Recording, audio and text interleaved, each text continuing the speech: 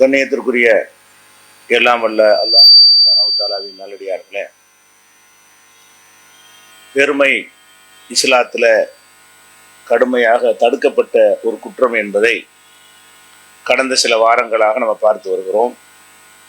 அதில் சம்பந்தமே இல்லாத விஷயங்களில், அதாவது மொழியில், பாரம்பரியத்தில், குலத்தில் பெருமை அடிக்கிறதுக்கு நியாயமே இல்லை என்ற விவரங்களை நம்ம பார்த்தோம். இன்னும் சில தகுதிகள் மனிதனுக்கு இருக்கிறது. அதில் பெருமை அடிப்பதற்கு, அதில் சந்தோஷம் கொள்வதற்கு ஒரு நியாயம் இருப்பதாக நமக்கு தெரிகிறது. அப்படிப்பட்ட விஷயங்களும் இருக்கிறது. அதில் முக்கியமானது பொருளாதாரம். ஒரு மனிதனிடத்தில் அதிகமான வசதி இருக்கும் என்று சொன்னால் அது மற்றவர்களுக்கு பெருமையாக பார்க்கப்படுகிறது. அவனுக்கே கூட அது ஒரு மனநிறைவை ஏற்படுத்துகிறது. நம்மிடத்துல காசு பணம் இருந்தால், அதிகமான வீடுகள், பங்களாக்கள், கார்கள், தோட்டம் துறவுகள் இதெல்லாம் இருந்துச்சுன்னு சொன்னால் நம்ம ஒரு பெருமிதம் கொள்ளலாம், சந்தோஷம் அடையலாங்கிற ஒரு நிலைமை இருக்குது. இது சந்தோஷம் அடையவும் செய்யலாம். ஏன்னா இதெல்லாம் பாரம்பரியம், குலம்ங்கிறது நமக்கு வராது. நம்மளை சும்மா சொல்லிக் கொள்வது கற்பனை. பணம் என்று சொல்வது, நம்ம இடத்துல பணம் இருக்குதுன்னா நம்மள்ட்ட தான் இருக்கிறது, நம்ம தான் அதுக்கு உரிமையாளராக இருக்கிறோம் என்ற வகையில் நாம் அதில் சந்தோஷம் அடையலாமா, அதில் ஒரு மகிழ்ச்சி அடையலாமா, அந்த பணத்தை இருக்கிற மாதிரி வெளியில் காட்டி கொள்ளலாமா, அல்லது அது அல்லாமல் அப்படிதான் ஏழை போல பிச்சைக்காரனை போல் நடக்க வேண்டுமா?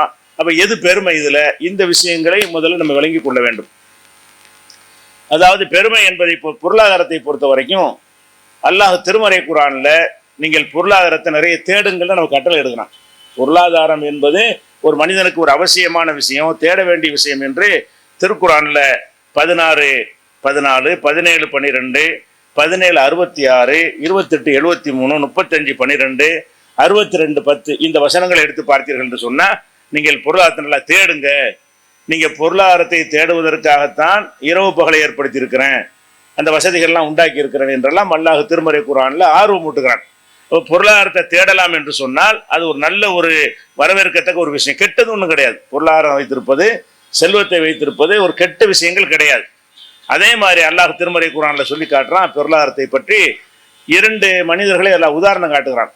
எப்படி உதாரணம் காட்டுறான்னு கேட்டால், ஒரு மனிதன் அடிமையாக இருக்கிறான். அந்த மனிதனிடத்தில் எந்த ஒரு சக்தியுமே இல்லை, காசு பணம் அதிகாரம் ஒன்றுமே இல்லை. இப்படி ஒரு மனிதன் இருக்கிறான். இன்னொரு மனிதனுக்கு நம்ம ஏராளமான அழகான செல்வத்தை கொடுத்துருக்கிறோம். அவன் அதை இரவிலும் பகலிலும் வெளிப்படையாகவும் பகிரங்கமாகவும் செலவழிக்கிறான். இந்த 2 பேரும் சமமாவார்களா அப்படின்னு நல்லா உதாரணம் காட்டுறான். எப்படி கேட்குறான்னா, தரபல்லாஹு மசலன் அப்தன் மம்லூக்கன், ஒரு அடிமையை அல்லாஹ் உதாரணமாக உங்களுக்கு காட்டுகிறான். லா யக்திர் அலா ஷையின், எதுக்குமே அவனுக்கு இயலாது, எதற்கும் இயலாத ஒரு அடிமையையும், ஒமர் ரசக்கனாக மின்னா ரிசுக்கன் ஹசனா, யாருக்கு அழகான ரிசுக்கை செல்வத்தை வழங்கி இருக்கிறோமோ அவனையும் அல்லாஹ் உங்களுக்கு உதாரணமாக முன்னிறுத்துகிறான். ஃபஹுவ யுன்ஃபிகு மின்ஹு சிர்ரம் வ ஜஹரன், அவன் அந்த செல்வத்தை வெளிப்படையாகவும் பகிரங்கமாகவும் செலவிடவும் செய்கிறான்.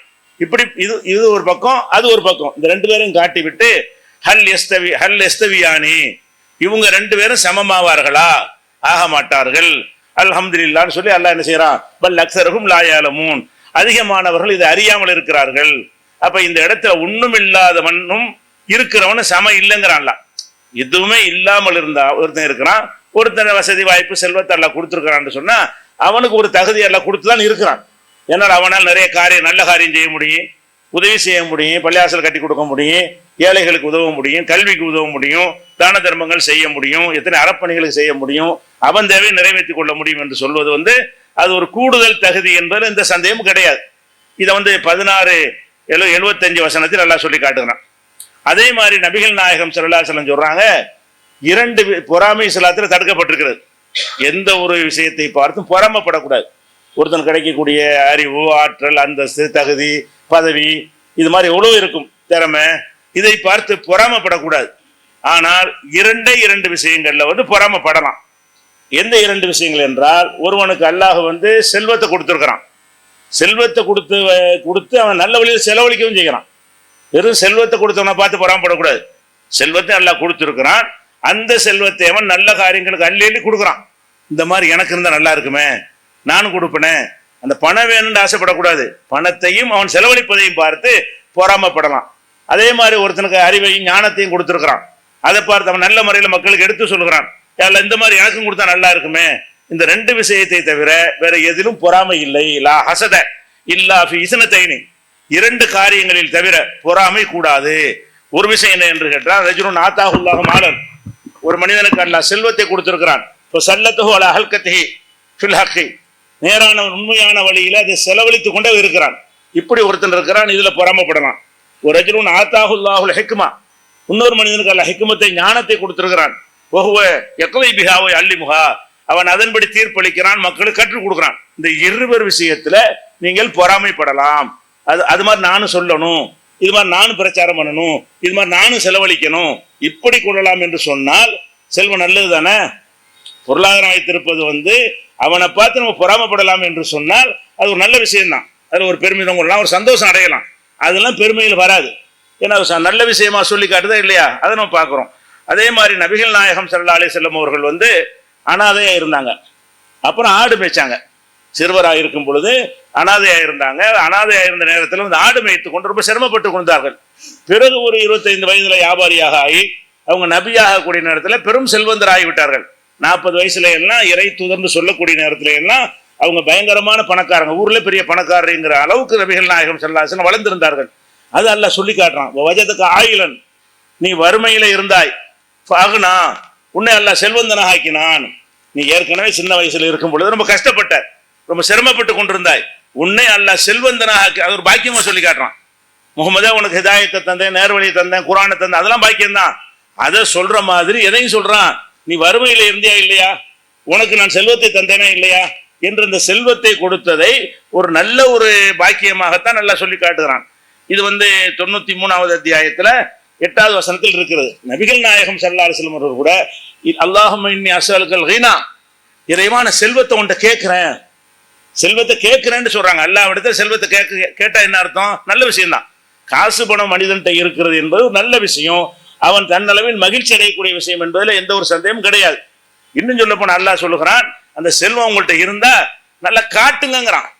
அம்மா பி நிஅமத்தி ரப்பிக ஃபஹத்திஸ், உனது இறைவனுடைய நியமத்துகளை அருட்கொடைகளை எடுத்து சொல்லு.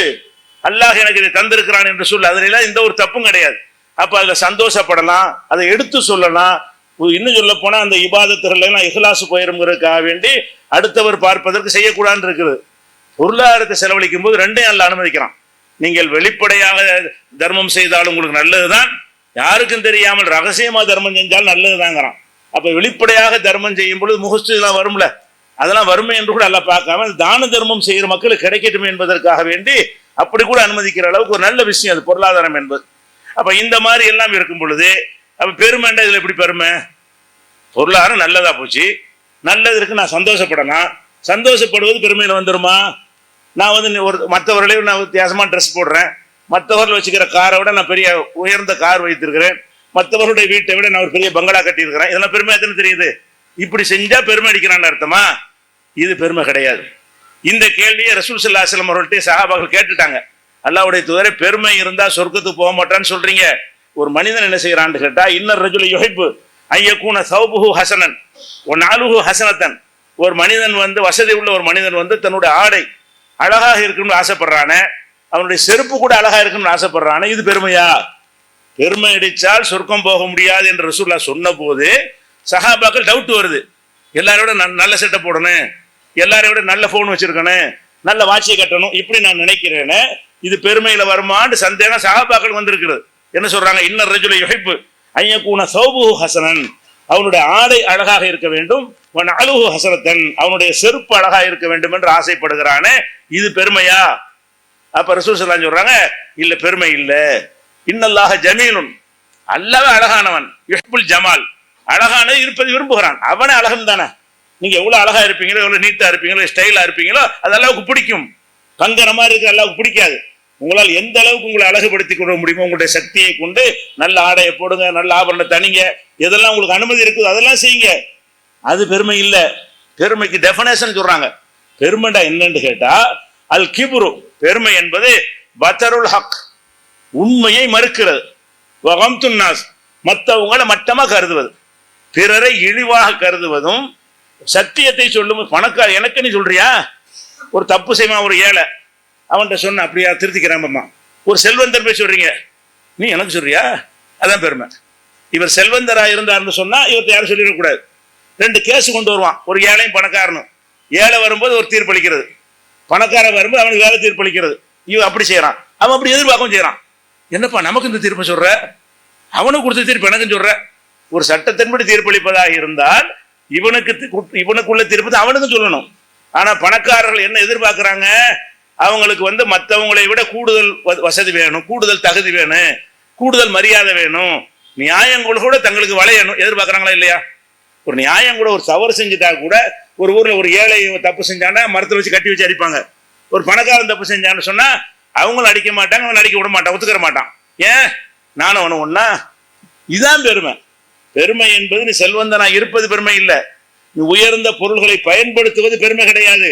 அதை பயன்படுத்துறதுனால் நீதி உனக்கு வளையணும், உன்னை யாரும் கேட்கக்கூடாது, உன்னுடைய தவறை யாரும் சுட்டி காட்டக்கூடாது, அனைவரும் சமமாக நடத்தப்படுகிற சபையில உன்னை மேல வைக்கணும். உன்னை மேல வைக்கிற இடத்துல மேல வைப்பாங்க. ஒரு மேடையில் பொதுக்கூட்டத்துக்கு முன்னிலை வைப்பாருன்னா அவர் தான் வைக்க வேண்டியிருக்கு. தலைமை தாங்குவார்னா வைக்க வேண்டிய இடத்துல வைப்பார்கள். எல்லோரும் சமமாக இருக்க வேண்டிய ஒரு சபைகள் வந்து விட்டது என்று சொன்னால் பணக்காரன் அப்படி முன்னாடி வந்துருங்க, ஏழையெல்லாம் பின்னாடி போயிருங்க என்று ஒதுக்குவதும் தப்பு, அவன் எதிர்பார்க்கறதும் தப்பு. எங்களை நீங்க கொண்டே போட்டிய என்று சொல்லக்கூடாது. ஒரு கல்யாண வீட்டுக்கு போறார்கள், ஏழை வீடு. இவர் சேர்ல தான் உட்காருவாரு, தரையில உட்கார மாட்டாரு, டைனிங் டேபிள் சாப்பிடுவாரு.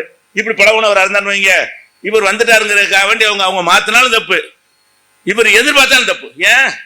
நீ உன்னுடைய இடத்துல நடந்துக்கப்பா. இவனுக்கு தகுந்த மாதிரி பாய வச்சு சாப்பாடு போடுவான், நீ அதுல போய் உட்காரணும், இல்லாட்டி போகாம இருக்கக்கூடாது மார்க்கத்துல. ஏன்னா வெளிமை விருந்து அழைத்தார்கள், ஏன்னா நீங்க ஏற்றுக்கொள்வது கட்டாய கடமை, ஒழுங்கா இருக்கும் என்றால். ஆடம்பரம் இல்லாம வீணானது இல்லாம சரியான விருந்தாக இருக்கும் என்று சொன்னால் அதை ஏற்றுக்கொள்ள வேண்டும். அப்ப விருந்தளிக்கிற சபையில போகும் பொழுது எல்லாரும் எப்படி ட்ரீட் பண்றாங்களோ அப்படி நம்மளையும் பண்ண வேண்டும், அவர்கள் அப்படி எதிர்பார்க்க வேண்டும். அதை விட கூடுதலாக என்னை நடத்த வேண்டும் என்று எதிர்பார்த்தால் முடிஞ்சிருச்சு, பெருமை வந்துருச்சு.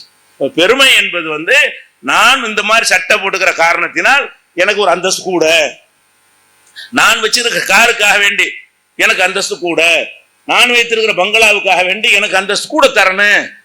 தரமாட்டாங்க. உனக்குள்ள வச்சுக்க, நீ வச்சுக்க, உன்னிடத்துல உள்ள நீ பயன்படுத்திக்க. அம்புட்டு பேரும் உன்னை அதற்காக வேண்டி மதிக்கணும் என்ன அர்த்தம்?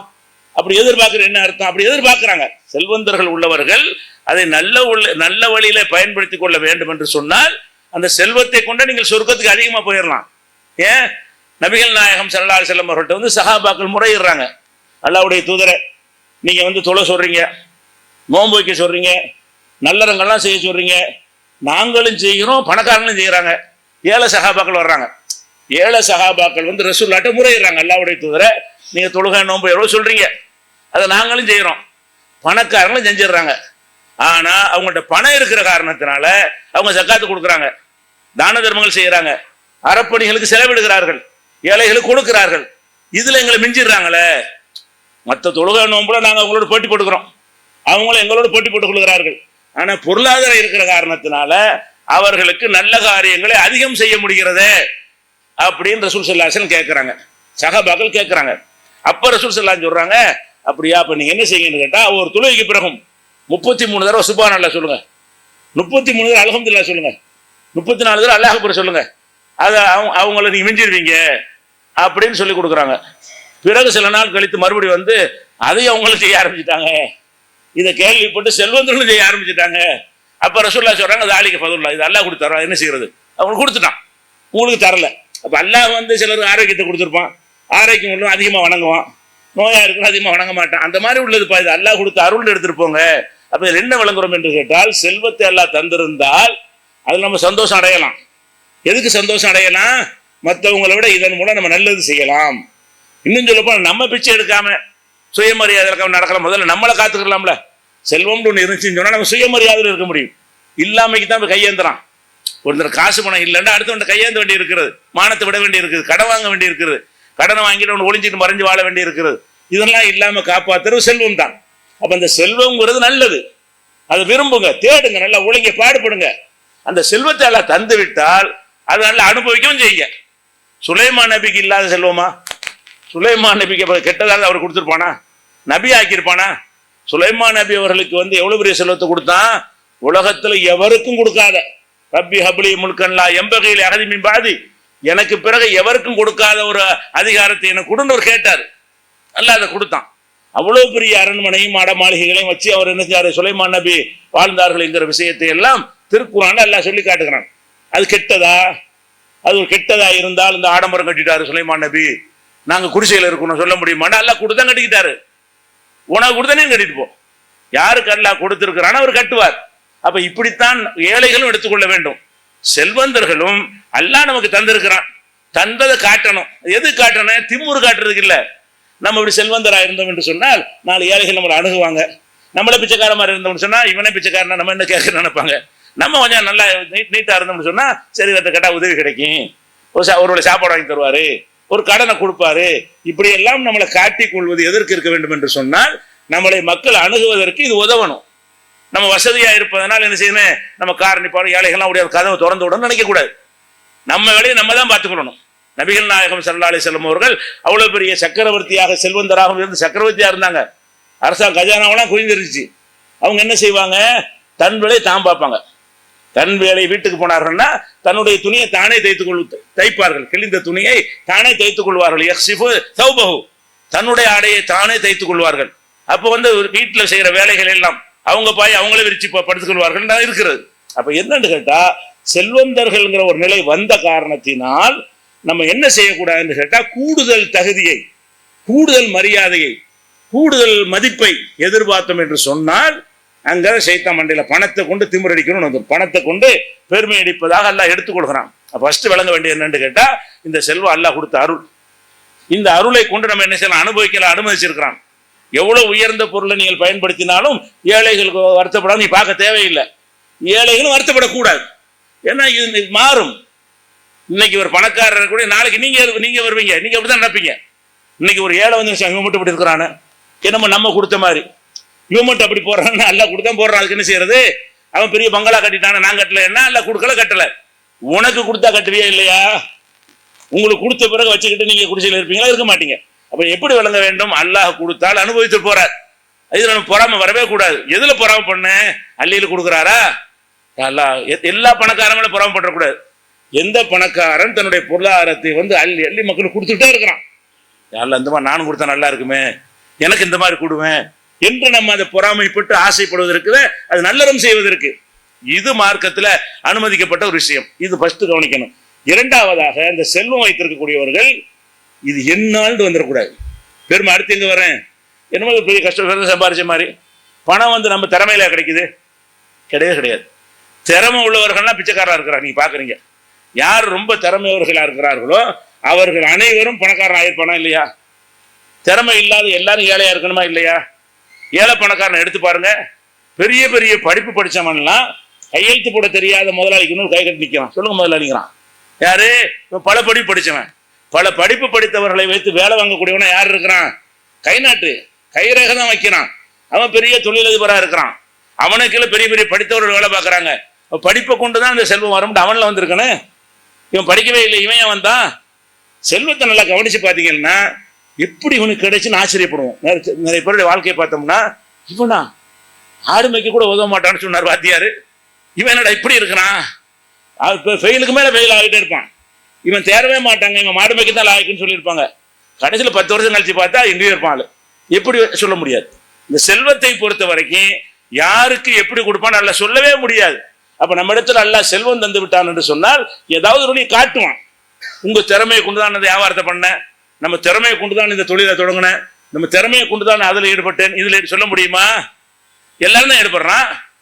நீங்க ஈடுபட்ட துறையில மத்தவங்க ஈடுபடுவா இல்லையா? செல்வந்தர்களா இருக்கிறவர்கள் எதுல ஈடுபடுகிறீர்களோ அதே விஷயத்துல இந்த 1000 பேர் ஈடுபடுறான். அதுல 50 பேர் தான் செல்வத்தை திரட்டுறான். 950 பேருக்கு திரட்ட மாட்டேங்குது. மக்கள் மனசை மாற்றி வைக்கணும், அவன் பக்கம் மக்கள் அல்ல திருப்பி விடணும். இப்படி பல விஷயங்களை கொண்டு சந்தர்ப்ப திருப்பி ஏற்படுத்துவான். இரும்பு வாங்கி வச்சிருப்பான், திடீர்னு ஒரு டன்னுக்கு 1 லட்சம் ரூபாய் ஏறி போயிடும். இப்ப சொல்ல முடியாது, ஒரு ராத்திரில ஒரு நைட்ல பணக்காரன் ஆயிடுவான். ஒரு ஸ்டாக், ஒரு பொருளை ஸ்டாக் வச்சிருப்பான், இது விற்கல அழுதுகிட்டு இருப்பான். திடீர்னு பார்த்து அல்ல ஒரு செகண்ட்ல ஏற்றி போயிடுவான், ஒரு நாள்ல கோடீஸ்வரன் ஆயிடலாம். அப்ப பணம் என்பது நம்ம திறமையினால் உழைப்பினால் நம்மளால் கிடைத்து நினைத்தால் அது அல்லாஹ்க்கு எதிரான ஒரு விஷயம். அது பெருமை நினைக்க கூடாது. அல்லாஹ் நமக்கு தந்திருக்கிறான், நமக்கு தர நினைச்சிருக்கிறான். நல்லவன் கெட்டவன் பார்த்து தர்றது இல்லை. சுலைமான் நபி கொடுத்த மாதிரி தான் காரூனுக்கு கொடுத்தான், ஃபிரௌனுக்கு கொடுத்தான். காரூனை பத்தி கூட என்ன குர்ஆன்ல இந்த காரூனுடைய ஒரு சம்பவமே போதும். திருக்குர்ஆன்ல 28வது அத்தியாயத்தில் எடுத்துக்கிட்டீங்கன்னா 76, 77, 78, 79, 80, 85 வரைக்கும் படிங்க. இவரும் காரூனை பற்றி, காரூன் என்ற ஒரு பெரிய செல்வந்தனை பற்றி சொல்லக்கூடிய வசனங்கள். அதுல என்ன செல்வம் கேட்டா, அவனுக்கு கொடுத்த செல்வத்தை எல்லாம் சொல்லி காட்டுறான். என்ன செல்வம்? இவ்வளவு ரூபா கொடுத்தேன், பணம் கொடுத்தேன்னு சொல்லல.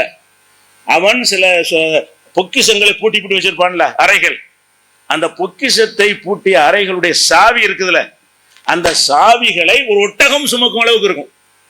சாவி ஒட்டகம் சுமக்கிற அளவுக்கு இருந்தா ஒரு சாவி 2 சாவி இல்ல, 100 சாவி, 1000 சாவி இல்ல, லட்சம் சாவி இல்ல, பல கோடி பல லட்சம் சாவி இருந்தா தான் தூக்க முடியாது. அந்த திறவுகோல் மாத்திரமா இன்ன மஃபாத்திஹுல் தனூபில் உஸ்பா உளிர்குவா, வலிமை மிக்க ஒரு கூட்டம் கூட அதை சுமக்க முடியாது. சாவிகள் அம்பிட்டு வச்சிருந்தான்னு சொன்னா அறைகள் எத்தனை இருக்கப்ப அந்த அறைகளுக்கு உள்ள பொக்கிஷங்கள் என்னென்ன இருக்கு. இப்படி செல்வத்தை யாருக்கு எல்லாம் கொடுத்துருக்கிறான்? அவனுக்கு கொடுத்ததா எல்லாம் சொல்லி காட்டுக்கிறான். கொடுத்த காரணத்தினால மமதை தலைக்கேறி ஆட்டம் போட்டு கொண்டிருந்தான். எல்லாரும் சொல்றாங்க, இப்போ நல்லடியார்கள்லாம் போய் ரொம்ப ஆட்டம் போடாத, இது அல்லாஹ் உனக்கு கொடுத்துருக்குறான், உனக்கு அல்லாஹ் வந்து நன்மையை செய்யி என்றெல்லாம் அவன்கிட்ட சொல்லுகிறார்கள். அவன் என்ன செய்தான்? அப்படி நடக்கவில்லை, குழப்பம் பண்ணி கொண்டிருந்தான். இதெல்லாம் 28வது அத்தியாயத்தில் 76, 77 வசனங்கள் எல்லாம் சொல்லி காட்டுக்கிறான். அப்போ அவன் சொல்றான், இன்னமா ஊத்தீத்துஹு அலா இல்மின், இது நம்ம திறமையில கிடைச்சதுங்கிறான். அல்லாஹ் வந்து இவ்வளோ பெரிய செல்வத்தை கொடுத்துருக்குறான். இவன் என்ன சொல்றான்? இன்னமா ஊத்தீத்துஹு அலா இல்மின், என்னுடைய இல்முனால, என்னுடைய திறமையினால் நான் அதை அடைஞ்சிட்டேன் அப்படின்னு சொல்லுகிறான். அப்போ அல்லாஹ் அது கேட்குறான், அவலம் யாலம், இவன் அறிய வேண்டாமா? அன்னல்லாஹ கத் அஹ்லக மின் கப்லிஹி மினல் குரூன், இவனுக்கு முன்னால் பல சமுதாயங்களை அழித்திருக்கிறான் என்பதை நினைக்க வேண்டாமா? ஹூ அஷத்து மின்ஹு குவத்தன், இவனை விட வலிமையாகவும், அக்ஸரு ஜம்மா, இவனை விட அதிகமாக திரட்டி கொண்டவர்களாம் இருந்தார்களே, அவர்களை எல்லாம் அல்லாஹ் அழித்தது எனக்கு தெரியாதா என்று அந்த காரூனுடைய திமிருக்கு அல்லாஹ் சொல்லிவிட்டு கடைசி என்ன செய்கிறான்னு கேட்டால், அவன் செல்வத்தோட செருக்காக இருக்கிற பார்த்து மக்கள் ஆர்வப்படுறாங்க. எப்படி இந்த மாதிரி இருக்கக்கூடாதா? யாழைத்தனா மிசலமாக ஊற்றிய காரூனு கொடுத்த மாதிரி யாரில் எங்களுக்கு கொடுக்க மாட்டீங்களா? இவன் மிசல் போட்டி போடலாமா? இவன் யாரும் கொடுக்காதவன். செல்வந்தனாக இருந்து எல்லாரும் வாரிவா சுலைமான் நபி போட வேண்டாம் செய்யலாம், ஆசைப்படலாம். அதில் கூட அவருக்குடைய ஆட்சி அதிகாரத்தை படுத்தக்கூடாது, முடியாதுன்னு நல்லா சொல்லிவிட்டான். அவருக்கு கொடுத்த ஆட்சி யாருக்கும் இல்லைண்டு. அவருடைய செல்வாக்கு வேண்ட ஆசைப்படலாம். இவன் விஷயத்தில் ஆசைப்பட்டு சொல்கிறாங்க. அப்போ நல்ல மக்கள்லாம் சொல்கிறாங்க, வயலுக்கும் சவாபுல்லாஹி ஹைரோன், அல்லாட்ட வரக்கூடிய கூலி தான்ப்பா சேர்ந்து, இதுக்கு நீங்கள் ஆசைப்படாதீங்க என்று நல்லவர்கள் சொல்கிறாங்க. கெட்டவன்லாம் இதை பார்த்து பொறாமப்பட்டு கொண்டு இருந்தான். கடைசியில் என்னாச்சு? இவனுடைய இந்த பணத்தை கொண்டு என்னென்ன ஆட்டம் போட்டான்னு தெரியல. ஆனால் அல்லாஹ் இவனுக்கு கொடுத்த தண்டனையை வச்சு இவன் பண்ணி ஆட்டத்தை வந்து கற்பனை பண்ணலாம், ஓவராக பண்ணியிருக்கான். எந்த ஒரு பணக்காரனும் எவ்வளோ ஆட்டம் போடுவானோ அதையெல்லாம் கடந்து அல்லாஹ்வுக்கு இந்த உலகத்தில் தண்டிக்கணும்னு கோவம் வருதுண்டா. உலகத்தை தண்டிக்க மாட்டான். செல்வந்தன் வந்து செல்வத்தை கொண்டு எவ்வளோ செருக்காக இருந்தாலும் அங்கே தான் அல்லாஹ் பார்த்துக்கிடுவான், இங்கே தண்டிக்க மாட்டான். உலகத்தில் தண்டிக்கிற அளவுக்கு அல்லாஹ் கோவம் வரணுமா இருந்தால் அவன் எந்த அளவுக்கு மமதையா திமிரா நடந்திருப்பான். அல்லாஹ் என்ன செய்கிறான்? ஒரே ஒரு நாளில் அவன் அரண்மனை அவனே இருக்கும் பொழுது பொசுக்குன்னு உள்ளே போய் சம்பிட்டோம். இப்போ ஹசபுனா பிஹி ஓ தாரிகில் அருள, அவனையும் வீட்டையும் அரண்மனையும் சேர்த்து பூமிக்குள்ளே புதையுறை செய்து விட்டோம். ஒரு லேசாக உருவனா போதும், சின்ன ஒரு நிலச்சரிவு தான், லேசாக அப்படி ஆட்டி விட்டா போதும், பொழுதுக்குள்ளே போயிடும் எல்லாமே. அப்போ என்னாச்சு? ஒரு செகண்டில் முடிஞ்சு போச்சு. அவனை அழிச்சு விட்டோம்னு நல்லா சொல்லி காட்டுகிறான். அதனால் இந்த செல்வாக்கெல்லாம் என்னால், என் திறமையால் நினைத்தால் அது பெருமை. என்ன நினைக்கணும்? அல்லாஹ் எனக்கு தந்திருக்கிறான், நான் நல்லவன் என்பதற்கு தரவில்லை, என்னை சோதிப்பதற்கு தந்திருக்கிறான். இதை வைத்து நான் நல்லது செய்கிறேனா கெட்டது செய்கிறேனா, இதை மட்டும் நீங்கள் மனசில் அசை போட்டு கொண்டே இருந்தால் உங்களுக்கு பெருமையும் வராது, அடுத்து வர மட்டமாகவும் நினைக்க மாட்டீங்க. இது அல்லாஹ் எதுக்கு தந்தான்னு வழங்க, அவ்வளோதான். பொருளாதாரத்தை வச்சு பெருமை அடிக்கிற விஷயத்தை எப்படி வழங்கணும்னு கேட்டால், இதை அல்லாஹ் தந்திருக்கிறது, மண்ட கணத்துக்கு தரவில்லை. நான் நல்லவனாக இருக்கிறேனா என்று பார்ப்பதற்கு தந்திருக்கிறான். இது எந்த அளவுக்கு நான் மக்களுக்கு பயன்படும் வகையிலே செலவழிக்கிறேன் என்பதற்காக வேண்டி அல்லாஹ் தந்திருக்கிறான். அவன் அனுமதித்த வகையில் நான் பயன்படுத்தி கொண்டு மற்ற விஷயங்களில் மக்களுக்கு வாரி வாரி வழங்குகிறேனா என்று பார்ப்பதற்கு தந்திருக்கிறான். இது பெருமை அடிப்பதற்கு இல்லை இப்படின்னு மனசில் உரு போட்டு கொண்டே இருந்தால் இதை வச்சு பெருமை அடிக்க முடியாது, பெருமை அடிக்க மாட்டான். அப்போ இந்த மாதிரியாக பெருமை அடிப்பது கூடாது தவிர நம்ம அழகாக நீட்டாக ஸ்டைலாக இருப்பதெல்லாம் மார்க்கத்தில் தடுக்கப்பட்ட ஒரு விஷயம் கிடையாது. இன்ஷா அல்லாஹ் மற்ற விஷயங்களை அடுத்தடுத்த வரம் பார்க்கலாம்.